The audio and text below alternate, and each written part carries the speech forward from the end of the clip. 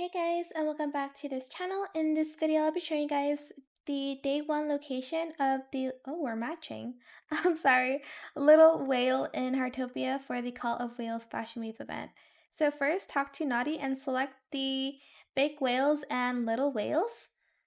Okay, skip that. Leave it to me. So day one, find Naughty's light blue splash whale in camp and take a photo of it.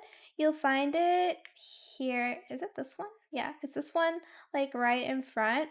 You're just going to take a picture, and then you also need to like press on it, like here. Oh my gosh, that's so cute. Let me just go back because you still need to obtain the bubble.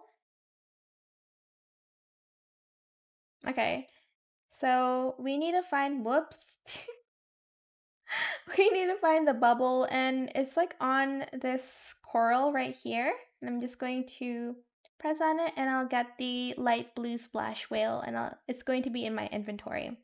So that is it for this video. I hope it was helpful for you guys. Don't forget to like, comment, share, and also subscribe to this channel if you haven't done that already.